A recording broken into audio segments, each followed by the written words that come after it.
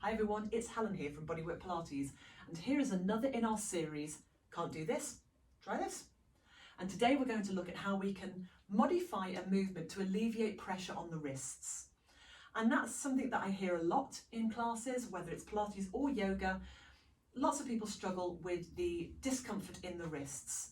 And we should always be able to find some alternatives, some options. And we're going to use props for those options. So you'll see here, I've got a small bolster.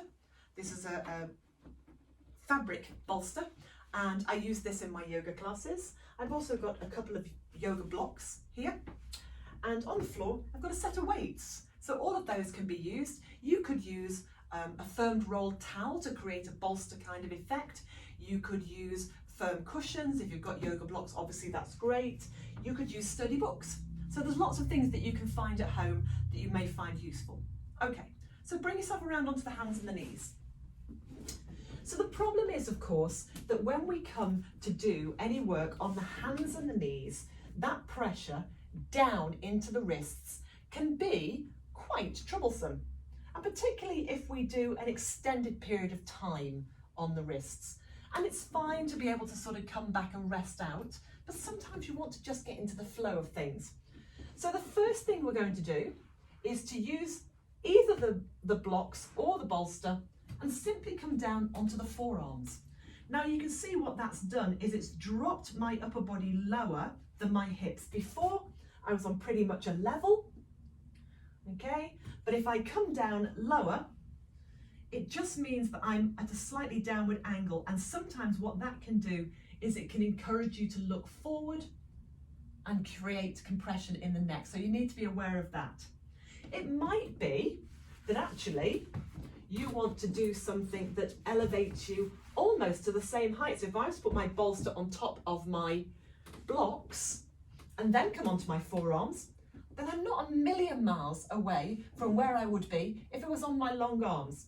And what that means is from here, let's say we go into our table with the extended arm and leg, it does mean that I'm able to press away with the arm as well as the leg fairly easily, whereas perhaps if I was on a lower platform, it might not feel quite as good. In that case, you might just prefer to do the legs. But that's a really easy way of elevating the body to take pressure out of this, but still be able to do the movement. Wouldn't really help you with a press up, but it would allow you to do a plank position. So if you're in a plank position, forearm instead of wrists. So there's one thing you could do. The other thing that's really easy to do is roll the forward edge of your mat back a few times to create a little lip. So that when you put the heels of your hands onto your mat, the heel of your hand is higher than your fingers.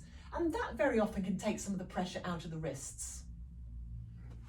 And that would work for things like press-ups.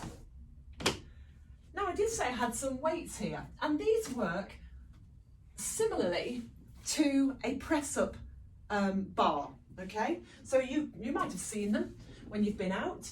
They're little sort of raised handles, and you simply use those so that instead of being on the flat hand and putting pressure into the wrist, you keep a longer wrist. It's similar to resting on your knuckles. The only problem when you rest on your knuckles, as opposed to that, is it is incredibly easy to fall off and to wrench your wrists. But that is another option. It just keeps your wrists in a more neutral alignment. So it might be that you would be here on your weights or your press-up bars. So that's another way of doing it. So there's a few options there for you, just in case you struggle to put extended weight into the wrists, but you want to keep the flow of your practice. Really simple ways of doing it. Hope that's helped. Take care.